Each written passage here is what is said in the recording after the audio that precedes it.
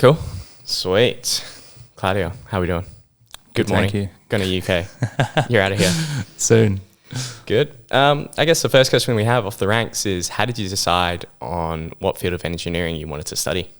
So as a kid, I was always tearing stuff apart. I had all these little remote control helicopters and planes that I'd always tear apart. I'd always be drawing cars. So I think, I just had that kind of interest. So I think for me, it was a pretty easy decision to go into mechanical engineering because that was the closest thing that was offered here to automotive. So I think that was the field that opened up the most opportunities for me to go into those different industries.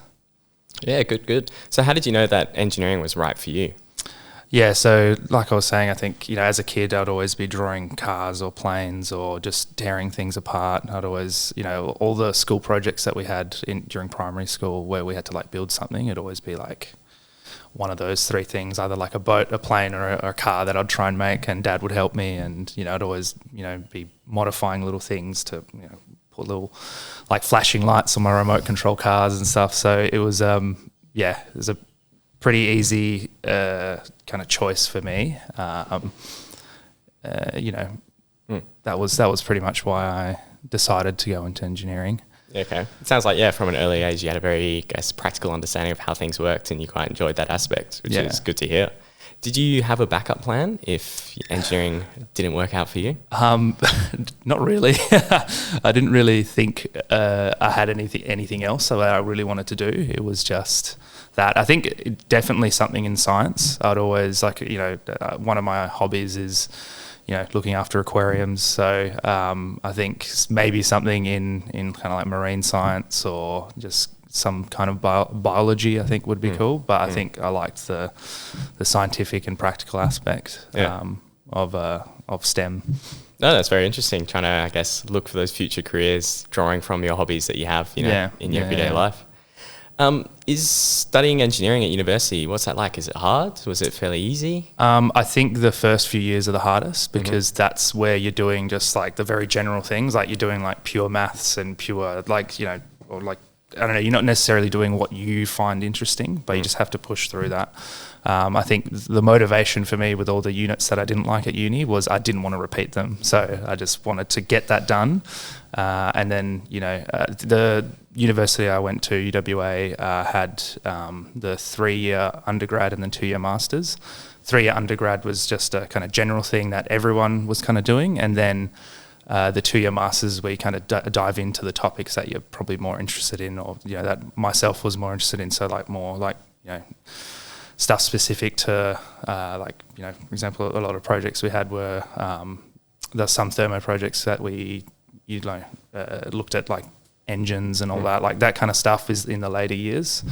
And then also just extracurricular programs. So as you learn more, I was very heavily involved with the motorsport team, and that was where I spent most of my time. It was where I was most interested in. So first few years are the hardest, but you just got to push through and see the light at the end of the tunnel, really. No, that's good to hear. It's good that they offered the extracurricular activities as well to support that, I guess, learning and development outside of the classroom. Yeah, for sure. So how did you find a job once you graduated from university with a degree in mechanical engineering? So I think a lot of the opportunities that I had came through the extracurricular stuff. So throughout uni, I was doing like I was saying, I was in motorsport, and a lot of the alumni from motorsport, they look to those teams just for young talent and all that. So while I was at uni, I was doing a bit of part-time work in the field, which is good. But after uni, it was just a matter of applying to the grad programs and all that. It's the usual kind of struggles with that. So applying to you just got to apply to as many things as you can. And luckily for me, I ended up getting a job that I was interested in, and not necessarily in one of the operators or anything like that. It was for a software company. So nice. So I guess just casting a wide net and then seeing what you catch. I guess it's always frustrating having to spend hours on applications and you don't even get a message back. Sometimes you don't even get a response, but that's just the game at the moment. So you just got to keep persevering, really. Casting a wide net is exactly right. So how much is applied from what you've learnt in university to the real world or your, I guess, day-to-day role now working as a mechanical engineer? So my role specifically is a very technical role. So I find myself often looking back to like my uni notes and all that. That's not specific to like every role in engineering. It's just because my field of interest was more technical. So what I'm doing at the moment is very like I'm applying a lot of the theory to my practical applications. But I think I've learned the most on the job. So like the university degree was just the building block from the bottom, and then you go from there. So everything's good in theory, but the application is where you learn the most. So that sounds good that you're constantly learning, I guess, in the role that you're in now as well. Yeah, so that works out well. So what keeps you motivated in the job that you're in now? What keeps me motivated is having to constantly learn new things. So I think for me, I like being in the deep end a bit. So, whenever there's something that is very like challenging, I think that's what keeps me motivated, because I want to like perform and want to meet everyone's expectations and all that. I think it's just also just a nice little fulfillment that you're just like, oh cool, I did that thing, seeing what you're doing on your computer screen or like on a spreadsheet translate into like an actual thing that you've built or that you've helped analyze or help design. I think that's really nice and fulfilling. Yeah, that's awesome. Taking, I guess, what you've got, what you've designed, and making that a physical reality. I guess that would be very, very rewarding in terms of your role. So what is the salary range when you start out in the field, and then how does it grow from there?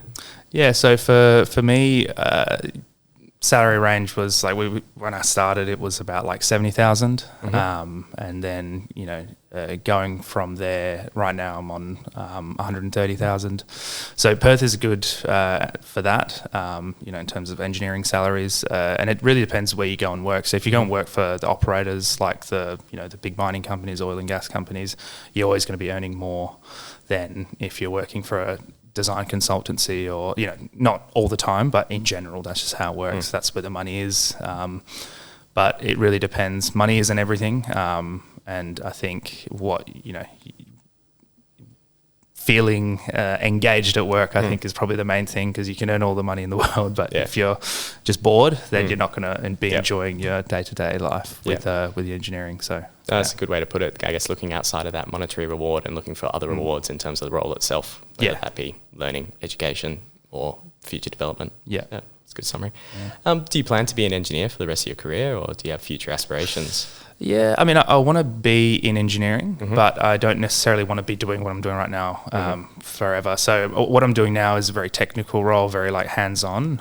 But I think as I grow, I want to get more into like people management and team management. So it still remain in the kind of technical industry, but I don't want to be doing what I'm doing right now for forever. I think, at some point I need to step up a bit. So fair enough. Yes, management in the future. Here you come. Yeah, that's it.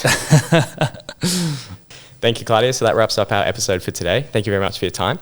For our listeners who have more questions for Claudio that did not feature on the list today and would like to connect, just visit our website, careerview.com.au. This is where you'll find Claudio's profile, where you can send him more questions. Or if you wish to hear from other young professionals, please check out the website. And with every episode, please don't forget to submit questions you want to know directly to our website, and especially to the young professionals who you'd like to hear from.